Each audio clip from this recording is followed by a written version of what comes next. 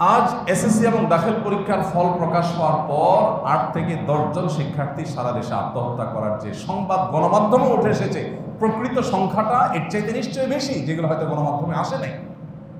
কেন এই অবস্থা হচ্ছে?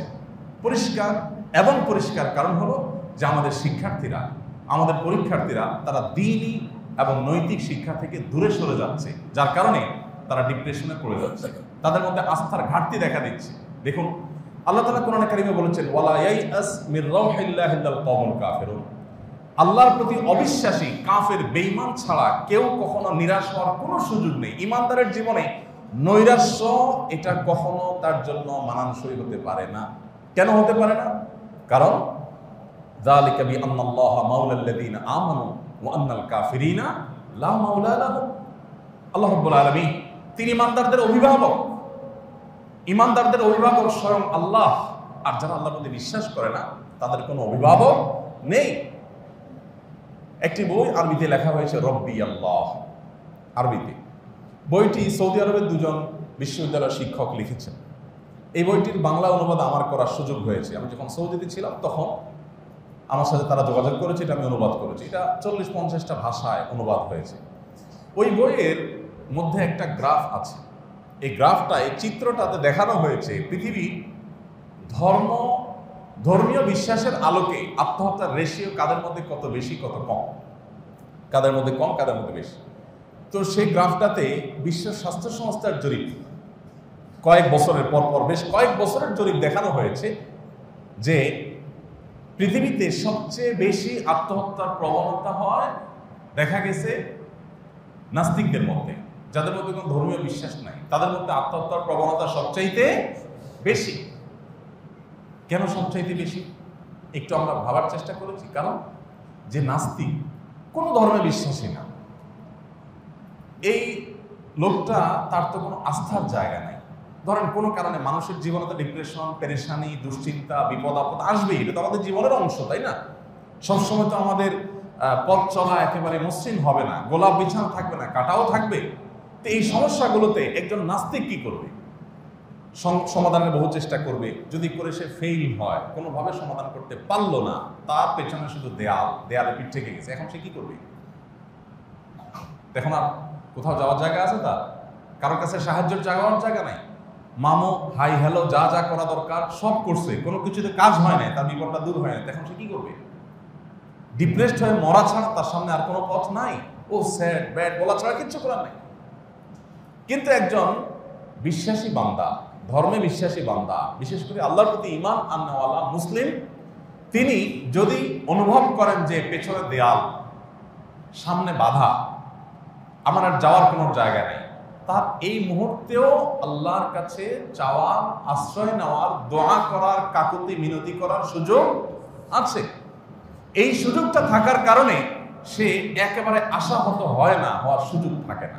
এই জন্য সবচাইতে আত্মহত্যার প্রবণতা মুসলমানদের মধ্যে সবচাইতে কম। সকল ধর্মের মধ্যে দেখানো হয়েছে ওই গ্রাফে কয়েক বছরে, যে সবচাইতে আত্মহত্যার প্রবণতা মুসলমানদের মধ্যে সবচাইতে কম।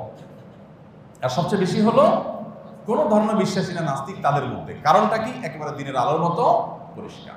ভাইরা আমার, আল্লাহ তাআলা বলেছেন, মাআল্লাহি ফালইয়াতাওয়াক্কালিল মুতাওয়াক্কিলুন। তাওয়াক্কুলকারী ঈমানদারদের আল্লাহর উপর ভরসা করা কর্তব্য, তাদের উপরে ফরজ আল্লাহর উপরে ভরসা করা।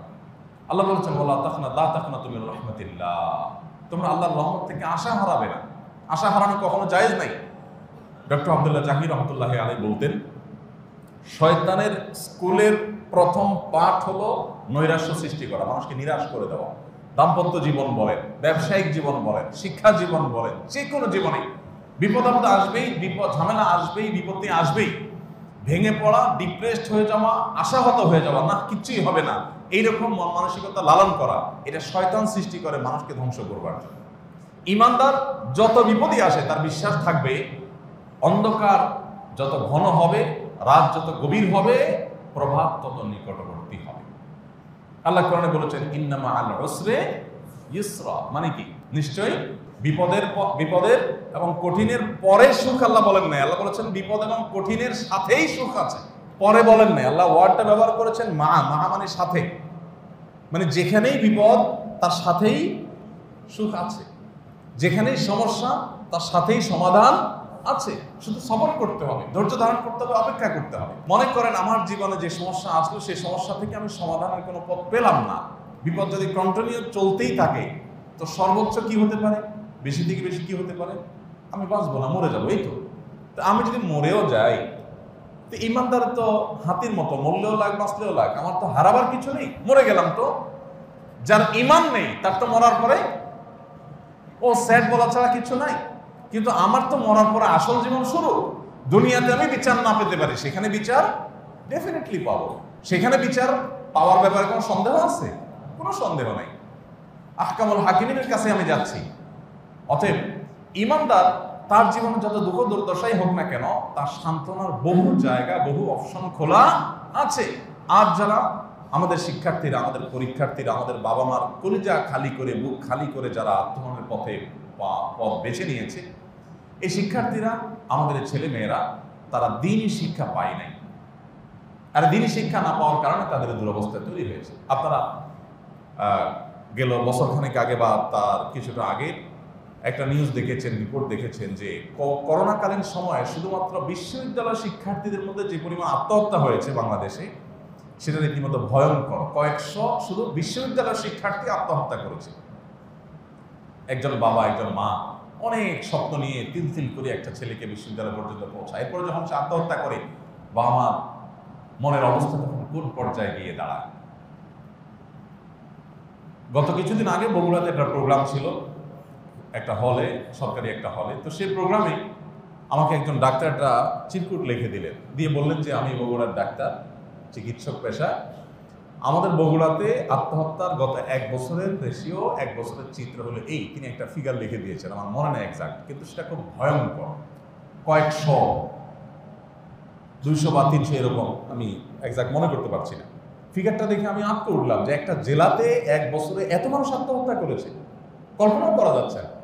ভাইরা আমার, আগে আমরা আমাদের শৈশবের কথা মনে আছে, আপনারা অনেকে হয়তো আমাদের বয়সী বা আমাদের চেয়ে সিনিয়র যারা বলতে পারবেন যে কোনো এক জেলায় বা পুরো থানায় কেউ আত্মহত্যা করলে দূর দূরান্ত থেকে মানুষ যাইতো দেখতে যে আত্মহত্যা করছে কেউ। মানে এটা একটা রেয়ার কেস যে একটা আত্মহত্যার ঘটনা ঘটছে। আর এখন আপনি ঢাকার কথা যদি বলেন, ফ্ল্যাটে ফ্ল্যাটে আত্মহত্যা করছে।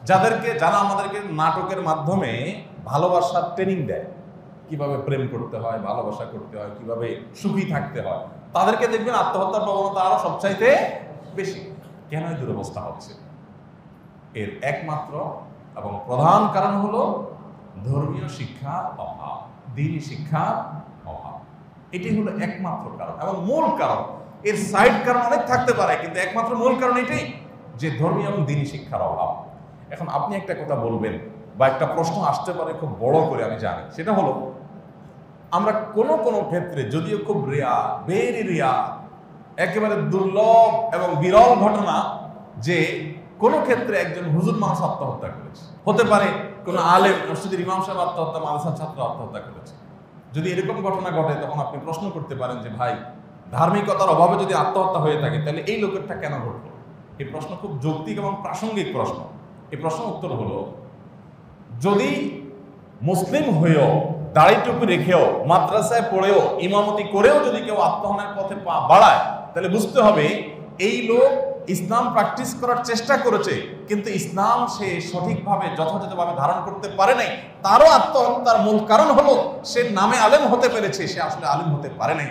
সে কোরআনের ওই আয়াতের উপরে বিশ্বাস রাখতে পারে নাই যে আয়াত আল্লাহ রাব্বুল আলামিন তার উপরে ভরসা রাখবার কথা বলেছেন।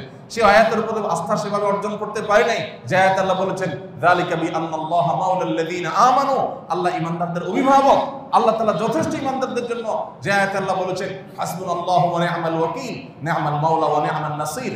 উহুদের যুদ্ধ এটা শেষ করার পর যখন মদিনার সাহাবীদেরকে, নবী করিম সাল্লাল্লাহু আলাইহি সাল্লামের সাথে থাকা সহচরদেরকে যখন মক্কার মুশরিকরা ভয় দেখালো যে তোমরা এমনিতেই আঘাতপ্রাপ্ত, নানাভাবে বিপর্যস্ত 70 জন মানুষকে তোমরা হারিয়েছ, শাহাদাত বরণ করেছে এই যুদ্ধে, এবং সেখানে রাসূল আকরাম সাল্লাল্লাহু আলাইহি সাল্লামের প্রিয় চাচাকে নির্মমভাবে শাহাদাত বরণ করতে হয়েছে, হামজা রাদিয়াল্লাহু তাআলাকে শাহাদাত বরণ করতে হয়েছে, নানাভাবে ক্ষতিগ্রস্ত হয়েছ।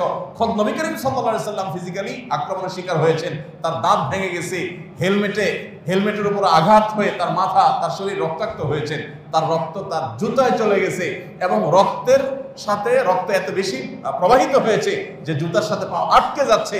খোদ নবী করিম সাল্লাল্লাহু আলাইহি সাল্লামের জীবনের সবচেয়ে কঠিন দিন যেটি, সবচেয়ে কষ্টের দিন যেটি, সেই কষ্ট মাত্র তারা শেষ করেছেন। এখনো সেই কষ্টের দাগ কাটেনি, সেই কষ্ট মাত্রই শেষ হলো এবং প্রিয় মানুষগুলোকে হারালেন। এর মধ্যেই মক্কার মুশরিকদের থেকে সংবাদ আসলো যে তারা আরো দল বলে সবাই আরো সম্মিলিতভাবে সর্বগ্রাসী আক্রমণের জন্য আসছে। এটা শোনার পর সাহাবীরা কি বললেন? হাসবুনাল্লাহ ওয়া নি'মাল ওয়াকিল, নি'মাল মাওলা ওয়া নি'মান নাসির। আল্লাহ আমাদের জন্য যথেষ্ট, তিনি সর্বোত্তম কর্মবিধায়ক। কোনো পেরেশানি কোনো কারণ নাই, ইমানদার কখনো ভয় পাবে না, কোনো টেনশন নাই। আল্লাহ আছেন, দেখছেন। আল্লাহ যদি আমাকে পেরেশানি দেন আর তার বিনিময়ে আল্লাহ যদি আমাকে জান্নাত দেন, এটা বেস্ট ডিল, খুবই ভালো ডিলিং এটা। আমার কাছে অনেক সময় অনেক মা বোন আসেন ডিপ্রেশনের কথা বলে, ভাই পরে সংসার করতে গেছি, স্বামীটা আস্ত অমানুষ, স্বামী অমানুষ, শ্বশুর শাশুড়ি ভালো হলে সান্ত্বনা পাই, তারাও সেই অমানুষ। এমনও ভদ্র মহিলা আমি পেয়েছি যে তিনি বলছেন যে আমার স্বামী তো অমানুষ, অন্যান্য সব তো ঠিক আছে, পেটের সন্তানগুলো বাপের মতো হয়েছে, সেগুলো অমানুষ। অর্থাৎ আমার যাওয়ার কোনো জায়গা নেই। অনেক মেয়েরা আছে বাবার বাড়িতেও তাদের কোনো আশ্রয় নেই, সেখানে গেলেও মানুষ খোঁচাখুচি করে, নানান কটু কথা বলে। তো আমি তাদেরকে বোঝাবার চেষ্টা করি, কাউন্সেলিং করার চেষ্টা করি যে বোন, আপনার এই যে কষ্ট, স্বামী টর্চার করে, বাবা মা জুলুম করে, আপনার শ্বশুর শাশুড়ি টর্চার করে, আপনার পায়ের তলায় মাটি নেয়, যেদিকে যাচ্ছেন চোখে শুধু অন্ধকার দেখছেন, এই যে কষ্টটা, এই কষ্টটা কি কখনো শেষ হবে না? হবে না। তো অনেকে বলেন যে কখন শেষ হবে বুঝি না। আমি ভাবছি আপনার যদি মরণ চলে আসে, একদিন তো মরবেন, চিরকাল তো বেঁচে থাকবেন না। আপনি মরে গেলেও কি আপনাকে এরা টর্চার করতে পারবে? আর বল না, তা তো পারবে না। তাহলে এই বিপদের একটা এন্ডিং আছে, এই বিপদের একটা সীমানা আছে। এরপর আপনি যদি সত্যি টর্চার্ড হয়ে থাকেন আর আপনার এই সময়টাতে আপনি আল্লাহর অনুগত বান্দা বান্দি হয়ে থাকার চেষ্টা করেন, তাহলে যারা টর্চার করেছে, যারা আপনাকে জুলুম নির্যাতন করেছে, নিষ্পাষণ চালিয়েছে, তাদের বিচার হবে আপনার চোখের সামনে। আল্লাহ আপনাকে জান্নাত যদি দেন, আল্লাহ যদি বলেন যে তোমাকে আমি নানা রকম বিপদ আপদ দিয়েছি, তুমি ধৈর্য ধারণ করেছো, তার বিনিময়ে তোমাকে আমি জান্নাত দিলাম, তাহলে আপনার 50, 60 বা 70 বছর যে কয়দিন বাঁচেন, এই পুরো লাইফের যে কষ্ট, এটার বিনিময়ে যদি আপনাকে অনন্ত অসীম কালের জন্য আল্লাহ জান্নাত দিয়ে দেন, তাহলে আপনার ডিলিংসটা কি ভালো হলো না খারাপ ডিল হলো? তো বলো ডেফিনেটলি ভালো। তাহলে আপনি আল্লাহর এই নেয়ামত, আল্লাহর এই পুরস্কারের কথা স্মরণ করে আপনি নিজেকে সান্ত্বনা দিতে পারেন। আপনি যদি হাহুতাশ করেন, হাহুতাশ করলে আপনার বিপদ কমবে না, আরো বাড়বে। যে কোনো বিপদে আপনি যখন হাহুতাশ করবেন, ও স্যাড ব্যাড, আপনি ডিপ্রেসড হয়ে যাবেন, আপনি আচার বিচার করবেন, ভাঙচুর করবেন, আপনি যত বেশি এই পেরেশানিগুলোর প্রেশার নেবেন, তাতে কি আপনার পেরেশানি কমবে না, আরো বাড়বে। আর যদি আপনি আল্লাহর উপরে ভরসা করেন, সুধারণা করেন, এমনকি এই চিন্তা করেন যে আল্লাহ যদি আমাকে একেবারে শেষে করে দেন, মৃত্যুও যদি আমার হয়ে যায়, আখিরাত তো আছে, সেখানে তো সুবিচার আমি পাবো, তাহলে সেক্ষেত্রে আপনার সাথে সাথে মানসিক চাপ কমে যাবে, আপনার বিপদ কমবে, সুখের দেখা আপনি পাবেন। ভাইরা আমার, আমাদের যে সমস্ত শিক্ষার্থীরা আত্মহননের পথ বাড়াচ্ছে, যে সমস্ত তরুণরা আত্মহত্যার পথে পা বাড়াচ্ছে, অনেকে আছেন বেকারত্বের কারণে, যুবক মানুষ বহু চেষ্টা করেছেন, চাকরি বাকরির জন্য চেষ্টা করেছেন, হয় নাই, উনি ডিপ্রেসড হয়ে গেছেন। কেন ভাই ডিপ্রেশনে পড়তে হবে? আল্লাহর জমিন অনেক বড়, অনেক প্রশস্ত। আমরা আমাদের বিপদগুলোকে নিজেরা হাতে ধরে বড় করি, আমাদের সমস্যাগুলোকে আমরা নিজেরা অনেক বড় করি। চাইলে সেটাকে সংক্ষিপ্ত করা যায়, বহুভাবে সংক্ষিপ্ত করা যায়। আমি সেদিকে যাব না, অনেক দীর্ঘ আলোচনা করা যেতে পারে। আমি শিক্ষার্থীদের জায়গাটা আবার ফিরে আসি। শিক্ষার্থীরা এবং কি অন্য যে কোনো শ্রেণী পেশার মানুষ যারা আত্মহত্যার পথে পা বাড়ায়, কেন আত্মহত্যা করে? আত্মহত্যা করতে যায় কেন? মানুষ তো বাঁচতে চায়। যারা আত্মহত্যা করে তারা বাঁচার পরিবর্তে মরতে চায় কেন? কারণ ঋণের বোঝা মাথার উপরে এত বেশি হয়ে গেছে, ঋণ পরিশোধের কোনো ব্যবস্থা নাই, দেনাদারদের প্রেশার আছে, তিনি আত্মহত্যার পথে পা বাড়ায়। কেউ ব্যবসা বাণিজ্য করতে গিয়ে এমনভাবে লুজার হয়ে গেছেন যে তিনি আর দাঁড়াবার মতো কোনো সুযোগ দুচোখে দেখতে পাচ্ছেন না, তিনি আত্মহত্যার পথে পা বাড়ালেন। কেউ হয়তো কারোর কাছে অপমানিত হয়েছেন, অপদস্থ হয়েছেন, টর্চার হয়েছেন, তিনি জুলুমের শিকার হয়ে, নির্যাতনের শিকার হয়ে তিনি হয়তো আত্মহননের পথে পা বাড়ালেন। এই আত্মহত্যা করার উদ্দেশ্য হলো যে আমি যে কষ্টে আছি, দেনার কষ্টে আছি, অপমানের কষ্টে আছি, জুলুমের কষ্টে আছি, এই কষ্টগুলো থেকে বাঁচার জন্য, এই কষ্টগুলো থেকে মুক্তির জন্যই তো আত্মহত্যা করে নাকি? যে কষ্টগুলো থেকে যাতে মুক্তি লাভ হয়ে যায়, আমি মরে যাবো তাহলে আমাকে কেউ আর পাওনা পরিশোধের জন্য চাপ দিতে পারবে না। আমি মরে গেলে এসএসসিতে আমি ফেল করেছি, খারাপ রেজাল্ট করেছি, তাহলে সেক্ষেত্রে মা বাবা অন্য কেউ কারোর সামনে আমার আর মুখ ছোট হবে না। এই তো, তাহলে আত্মহত্যা যারাই করে তারা মূলত কোনো একটা বিপদ থেকে মুক্তির জন্যই তো করে। প্রশ্ন হলো, যার ভিতরে ঈমান আছে, যার ভিতরে ধার্মিকতা আছে, যার ভিতরে দিনদারিতা আছে, সে তো এইভাবে ভাববে যে আমি আত্মহত্যার মাধ্যমে যে বিপদ থেকে বাঁচার চেষ্টা করছি, আমি ব্যবসায় লুজার হয়ে গেছি, দেনা দিতে পারছি না, পাওনাদারের প্রেশার আছে, পরীক্ষা খারাপ ফলাফল হয়েছে, মানুষের সামনে মুখ দেখাতে পারছি না, তো এটা থেকে মুক্তি লাভের জন্য যে আপনি আত্মহত্যা করছেন, তাহলে একটা বিপদ থেকে বাঁচার জন্য যে পথটা আপনি অবলম্বন করছেন, সেই পথটাতে কি আপনার জন্য সুখ অপেক্ষা করছে না দুঃখ? আর সেই দুঃখটা কি, যে দুঃখটা থেকে বাঁচার জন্য আপনি ঝাঁপ দিচ্ছেন আরেকটা জায়গায়, সেই দুঃখটা ঝাঁপ দিয়ে পড়া দুঃখটাকে ওটার চাইতে কম না বেশি? নবী করিম সাল্লাল্লাহু আলাইহি ওয়াসাল্লাম পরিষ্কার হাদিস রয়েছে, যে ব্যক্তি আত্মহত্যা করবে সে যেই অস্ত্র দিয়ে, যেই রশি দিয়ে, যেই জায়গায় ঝাঁপ দিয়ে, বা যেই বিষ পান করে, বা যেই পদ্ধতিতে সে আত্মহত্যা করবে, কিয়ামতের ময়দানে তার শাস্তি হবে ওই পদ্ধতিতে তাকে আঘাত করতে থাকা হবে অনন্তকাল। শুধু পার্থক্য এতটুকু হবে যে এখানে মারা গেছে, সেখানে মারা যাবে না, অর্থাৎ কষ্টের কোনো শেষ হবে না। কেউ পিস্তলের আঘাতে আত্মহত্যা করেছে, কিয়ামতের ময়দানে পিস্তলের আঘাত তাকে করতে থাকা হবে, ঝাঁঝরা হয়ে যাবে, আবার রিকভার হবে, আবার ঝাঁঝরা করা হবে, আবার রিকভার হবে, এভাবে তার শাস্তি চলতে থাকবে অনন্তকাল পর্যন্ত। তাহলে দুনিয়ার যে কষ্ট থেকে মুক্তির জন্য আপনি আত্মহননের কথা চিন্তা করছেন, বা ওইদিকে আপনি ঝাঁপ দিলেন, সেখানে তো আপনার জন্য আরো বিপদ অপেক্ষা করছে, সেখানে তো আরো বড় অপমান অপেক্ষা করছে, সেখানে তো আরো বেশি কষ্ট অপেক্ষা করছে, সেখানে তো আপনার কোনো মুক্তি লাভ হচ্ছে না। ভাইরা আমার, একজন ইমানদার, তার মধ্যে যখন ঈমান থাকবে, তার ভিতরে যখন আল্লাহর প্রতি বিশ্বাস থাকবে, তার ভিতরে যখন কোরআন এবং সুন্নাহর প্রতি বিশ্বাস থাকবে, তখন সেই পথে পা বাড়াতে পারানো অসম্ভব, কোনো দিনই সম্ভব না। আপনি যদি বলেন যে ক্ষুধার কষ্ট, অভাব, চাকরি বাকরি নাই, বেকারত্ব, সেজন্য আমি আত্মহননের পথে পা বাড়াচ্ছি, আপনি কি জানেন প্রিয় নবী সাল্লাল্লাহু আলাইহি ওয়াসাল্লামের নেতৃত্বে সাহাবায়ে কেরাম যখন তাবুক যুদ্ধে রওনা দিয়েছেন, পথে এমনিতেই মরুভূমির যে গরম, আমাদের দেশে এই অতি সম্প্রতি সময়ের গরম আমরা কিছুটা আঁচ করতে পারতেছি, গরমের কষ্ট কি কতটা হতে পারে আমরা কিছুটা আঁচ করছি, বাট মরুভূমিতে সেটা আরো ভয়াবহ। সেখানে পরিস্থিতি এত খারাপ ছিল যে একটা পর্যায়ে সাহাবীদের রসদ যা ছিল, এর মধ্যে পানি যা ছিল সেটা শেষ, এক ফোঁটা পানিও নেই। এত শত শত লোকের বিশাল বড় বাহিনী, এক ফোঁটা পানিও নেই, আর ভয়ঙ্কর কাঠফাটা রোদ মরুভূমির, জান বের হয় অবস্থা, জিহ্বা শুকিয়ে যাচ্ছে, এরকম ভয়াবহ অবস্থা।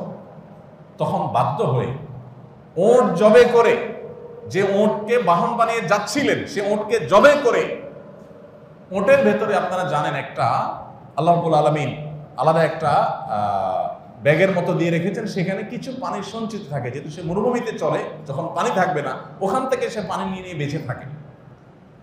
ওই থলেটা, ওই পুটলিটা বের করে ওইটার মধ্যে উটের পেটে থাকা যে পানি আছে, সেই পানিটা জিহ্বায় দিয়ে দিয়ে জান বাঁচিয়েছে। মানে কষ্টের লেভেলটা কি ছিল বলে। মক্কা যখন অবরোধ করেছে, মক্কার মুশরিকরা মুসলমানদের সাথে 3 বছরের বেশি সময় যে অবরোধ করেছে, অবরোধটা আজকের মতো অবরোধ না যে আমেরিকা স্যাংশন দেয়, এই টাইপের স্যাংশন না, এই টাইপের অবরোধ না। সে অবরোধ ছিল এত ভয়াবহ যে কোনো কথা তাদের সাথে কেউ বলতো না, কেনা বেচা কেউ করতো না, কোনো আত্মীয়তা কেউ করতো না।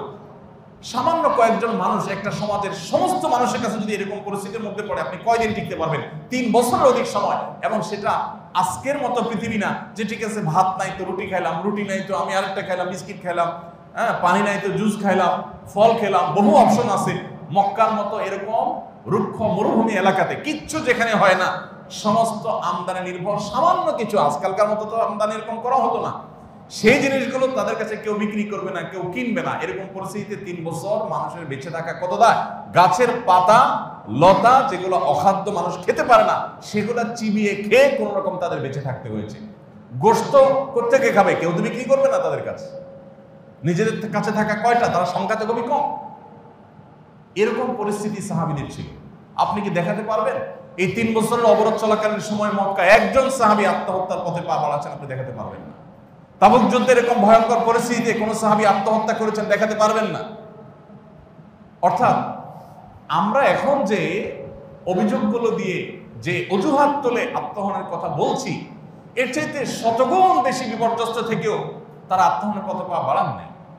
এর একমাত্র কারণ হলো তাদের মধ্যে ঈমান ছিল অনেক স্ট্রং, আর আমাদের ঈমান হয়ে গেছে অনেক দুর্বল। অতএব আমাদের সন্তানদেরকে যদি আমরা ধর্মীয় এবং নৈতিক শিক্ষা না দেই, আল্লাহর কসম করে বলছি ভয়ঙ্কর ভবিষ্যৎ আমাদের জন্য অপেক্ষা করছে। ভয়ঙ্কর ভবিষ্যৎ। আমি প্রায় সময় বলি, আমাদের শিক্ষা ব্যবস্থাকে ধ্বংস করে ফেলা হয়েছে। আমাদের পাঠ্যপুস্তকের পাতায় পাতায় ধর্মহীনতা প্রবেশ করানো হয়েছে। এটা এমনিতে ভাই, সরকার যারাই যখন আসে তাদেরকে এই বিদেশি এনজিও গুলো, ব্রাক সহ এই দুষ্ট চক্রগুলো, তারা কোটি কোটি টাকার ফান্ড বাহির থেকে নিয়ে এজেন্ডা নিয়ে তারা এই কাজগুলো করে। আজকের তাজা খবর হলো যে আপনারা অনেকে শুনেছেন আলহামদুলিল্লাহ, যে পাঠ্যপুস্তক থেকে শরীফার গল্প বাদ দেওয়ার সিদ্ধান্ত হয়ে গেছে।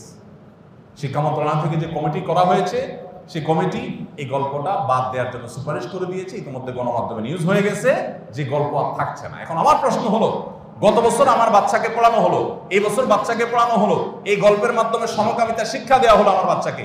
আজকে দেখলাম ইংল্যান্ডের মন্ত্রী বলতেছে যে বাচ্চাদেরকে যৌন শিক্ষা দেওয়া এটা ভয়াবহ একটা ব্যাপার, তাদের লাইফ শেষ, তাদের সমাজ ধ্বংস হয়ে গেছে, পরিবারগুলো শেষ। বাচ্চাদের যে মানে তাদের যে সৃষ্টিগত স্বকীয় যে লাজুকতা, এটা ভেঙে ফেললে ভালো কিছু আসবে না, খারাপ কিছু ছাড়া। ক্লাস 6-7 এর বাচ্চা কাচ্চা, 7-8 এর বাচ্চা কাচ্চা যখন ট্যুরে যায়, তাদের সাথে কন্ডম বিতরণ করে তারা। উন্নত দেশগুলো কোথায় চলে গেছে তারা? কেন একটা কিশোর আত্মহত্যা করে সে সমস্ত দেশে? কারণ বাপ একজনের সাথে 5 জনের সাথে রিলেশন করতেছে, মা 3 জনের সাথে রিলেশন করতেছে, ফ্যামিলিগত কোনো আপনার বোঝাপড়া নাই, বন্ডিং নাই, ভালোবাসা নাই, প্রত্যেকে যার যার মতো। শান্তি জিনিসটা তারা দেখা পাচ্ছে না। তো আমাদের সবসময় আমাদের শিক্ষার্থীদের ধ্বংস করবার জন্য এই এনজিও গুলো তাদের এজেন্ডাগুলো বাস্তবায়ন করার জন্য নানা রকম নীল নকশা করে। আমরা এর আগে আপনাদেরকে বলেছি যে হিজড়াদের মেডিকেল টেস্ট বাধ্যতামূলক করেছে গভর্নমেন্ট। সেটা তুলে দেওয়ার জন্য মানবাধিকার কমিশনের কাছে চিঠি দিয়েছে এই দুষ্ট চক্র, এরা, এই বন্ধু সোশ্যালরা, এই ব্রাকরা, এদের প্রেতাত্মারা, এদের দোসররা, এরা তাদেরকে চিঠি দিয়েছে। কি চিঠি দিয়েছে? খুবই হাস্যকর চিঠি, যে যদি হিজড়াদেরকে তাদের হিজড়া যেটা প্রমাণ করবার জন্য মেডিকেল টেস্ট করা হয়। কেন করা হয়েছে আপনারা জানেন, সরকারি চাকরিতে 40 না কতজন বিবিসি নিউজ করেছে, বিবিসি, যে তাদের হিজড়া কোটা তারা চাকরি পেয়েছে, এরপরে দেখা গেল একটাও হিজড়া না, সবগুলো নকল। তখন গভর্নমেন্ট বাধ্য হয়ে বলছে ঠিক আছে তাহলে মেডিকেল টেস্টের ব্যবস্থা করো।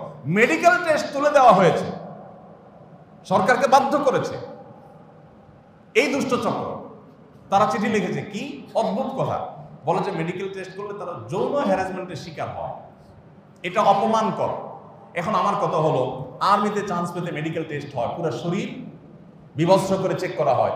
আপনি বুয়েটে, আপনি অনেক কিছুতে, আপনি বিদেশে যাবেন, অনেক দেশে মেডিকেল টেস্টে, মিডিল ইস্টে যাবেন, আপনার পুরো শরীরের সমস্ত কাপড় চোপড় খুলে শ্রমিক হিসাবে যখন যাবেন আপনি, আপনাকে মেডিকেল টেস্ট করা হয়। তখন তো এই কথা বলেন না যে অপমান করে, এটা বন্ধ করা হোক। হিজড়াদের বেলা কেন বললেন? কারণ আপনি হিজড়ার নামে সমকামীদেরকে এখানে ঢুকিয়ে পুরো দেশে সমকামীদেরকে ছড়িয়ে দিতে চান। এই চক্রান্ত করতে গিয়ে আপনি এই কাজটা করেছেন। আমাদের তরুণরা ধ্বংসের দ্বার প্রান্তে এমনিতে যায় নাই, মাদক আমাদের বাচ্চাদের হাতে হাতে এমনি এমনি পৌঁছায় নাই, এই দুষ্ট চক্রের হাত আছে। মনে রাখবেন, ব্রিটিশরা কয়জন আসছিল এই দেশে? কয়েক হাজার মানুষ আসছিল।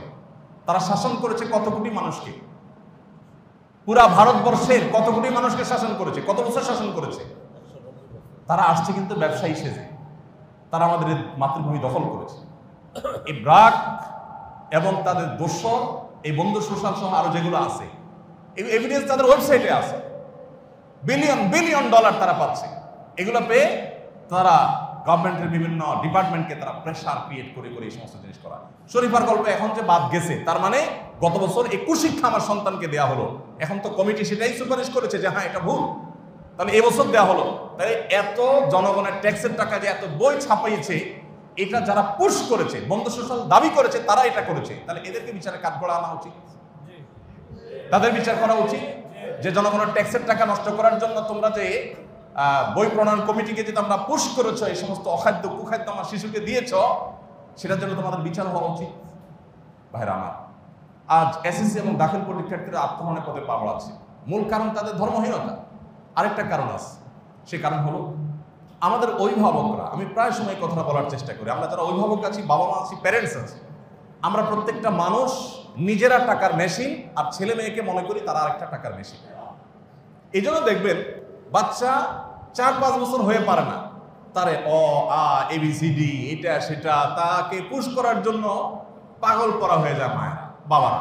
দেখতে খুব ভালো দেখা যায় যে মা বাবা বাচ্চার শিক্ষার ব্যাপারে খুব সিরিয়াস, তাই না? যে হ্যাঁ, পড়ালেখার ব্যাপারে অনেক সিরিয়াস বাচ্চাকে। আসলে কি তাই?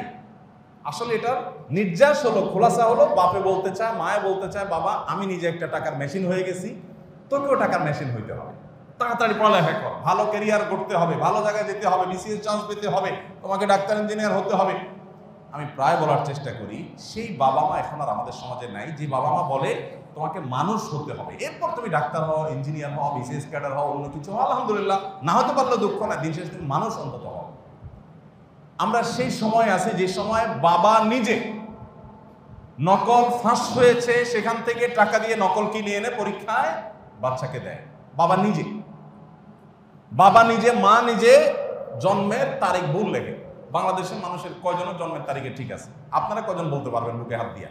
আমি সৌদি আরবে যখন ছিলাম, বাংলাদেশি প্রবাসীদের ফ্রি হজের যখন ব্যবস্থা হতো সৌদি গভর্নমেন্ট তরফ থেকে, তো আমার কাছে দায়িত্ব যখন আসতো ডাটা এন্ট্রি করতে যেতাম, তো পাসপোর্টগুলো যখন হাতে আসতো দেখতাম ম্যাক্সিমাম বাংলাদেশি প্রবাসী যারা আছেন, দেশে যারা আছেন অনেকেই দেখবেন ম্যাক্সিমাম মানুষের 1 জানুয়ারি জন্ম তারিখ। সবার জন্ম তারিখ কবে? 1 জানুয়ারি। ফেসবুকে দেখেন 1 জানুয়ারি আসলে দেখবেন আপনাকে নোটিফিকেশন দিবে তোমার বন্ধু তালিকায় এত লোকের আজকে মানে জন্ম তারিখ। কিন্তু বাবা সব মানুষ 1 জানুয়ারিতে জন্ম হয়েছে, তার মানে জন্মের ঠিক নাই, জন্মের তারিখের ঠিক নেই। ইন্টারেস্টিং বিষয় হলো এই জিনিসটা কিন্তু ভুলে হয় তা না। বাবা মা ঠান্ডা মাথা বাচ্চার জন্মের তারিখটা ভুল মিথ্যা লেখেন কেন? যাতে চাকরি 1 বছর বেশি করতে পারে, যাতে চাকরি 2 বছর বেশি করতে পারে, সেভাবে তারিখটা লেখেন। যে বাবা মা নিজে বাচ্চা শুরু করেছেন মিথ্যা দিয়ে, এই ছেলে আত্মহত্যা করবে না কোথায় যাবে? এই ছেলে কিশোর গ্যাং হবে না কোথায় যাবে? এই ছেলে মাদকের দিকে যাবে না কোথায় যাবে? আপনি নিজেই তো তাকে কোনো নৈতিক শিক্ষা দেন নাই, তাকে আল্লাহর সাথে পরিচয় করার নাই, তাকে আল্লাহর কাছে চোখের পানি ফেলানো শিখার নাই, তাকে স্যাক্রিফাইস শিখার নাই। সে কোনো জামার দিকে তাকিয়েছে, আপনারা কেনার জন্য পাগল হয়ে গেছে।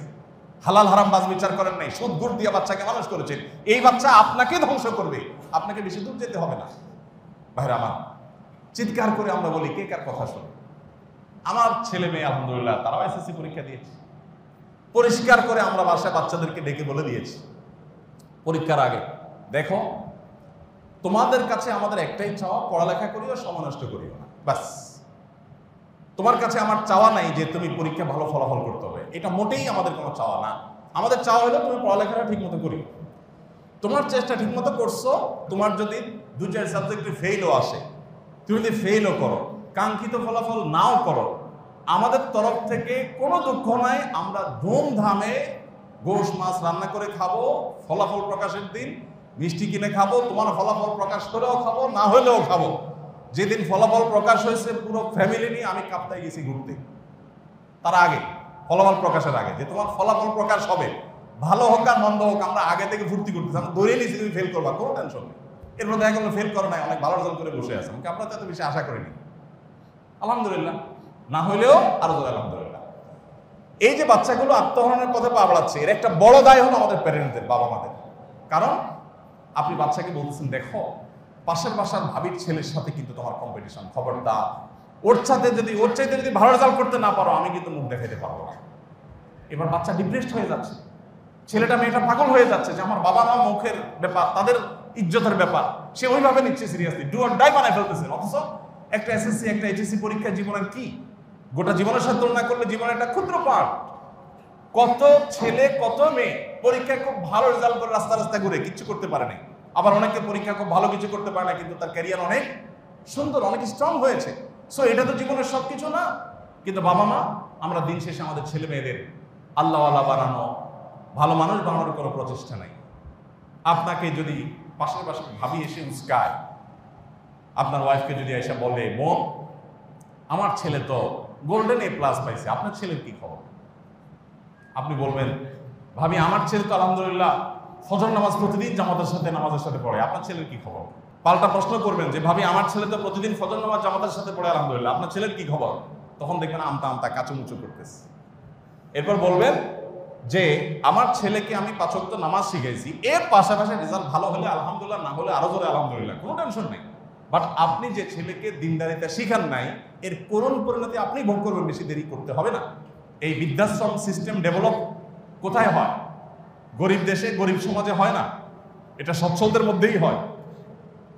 এই যে বৃদ্ধাশ্রম, আমাদের দেশে বৃদ্ধাশ্রম বিভিন্ন মানুষদের হিস্ট্রি বিভিন্ন মিডিয়াতে উঠে আসে বিভিন্ন সময়, আপনারা দেখেন না যে ছেলে বিসিএস ক্যাডার, মেয়ে অনেক ডাক্তার, একজন আমেরিকায়, একজন ইংল্যান্ডে, তারা অনেকে প্রতিষ্ঠিত ব্যবসায়ী, তারা বৃদ্ধাশ্রমে।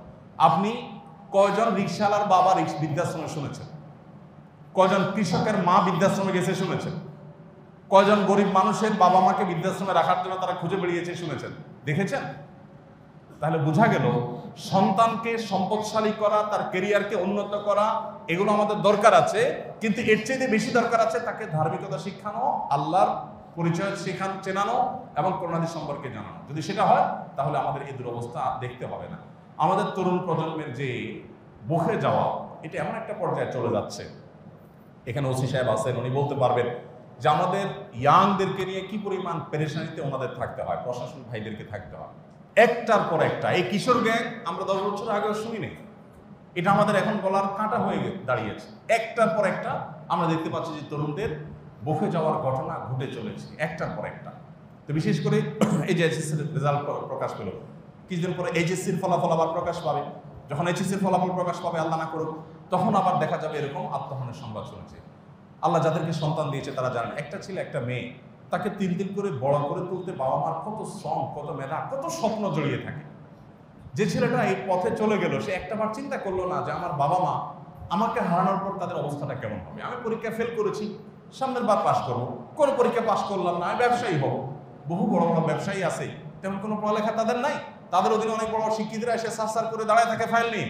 সো এটাই জীবনের একমাত্র কিছু না। ইমানদারের জীবনে এমন কিছু নাই যেটার জন্য ডু অর ডাই লেভেলে সে চলে যাবে, কারণ জীবনটা এটা সীমিত এবং ক্ষণস্থায়ী। আমার আসল জীবনটা আখিরাতে, সেটা যদি ঠিক থাকে এটা নিয়ে আমার এত টেনশনের কারণ নাই। আল্লাহ তাআলা আমাদের সবাইকে সবর করার তৌফিক দান করুন। আত্মহত্যা করা ভয়ঙ্কর অপরাধ। আল্লাহ বলেছেন ওয়ালা তুলকু বিআইদিকুম ইলা তাহলুকা, তোমরা নিজেদেরকে ধ্বংসের দিকে ঠেলে দিও না। আল্লাহ বলেছেন ওয়ালা তাকতুলু আনফুসাকুম, তোমরা নিজেদেরকে হত্যা করো না। এজন্য আত্মহত্যা করা কবিরা গুনাহ, ভয়ঙ্কর অপরাধ। নবী করিম সাল্লাল্লাহু আলাইহি সাল্লামের অসংখ্য হাদিস রয়েছে। এমনকি কেউ আত্মহত্যা করে মারা গেলে প্রিয় নবী সাল্লাল্লাহু আলাইহি সাল্লাম তার জানাজা পড়তেন না।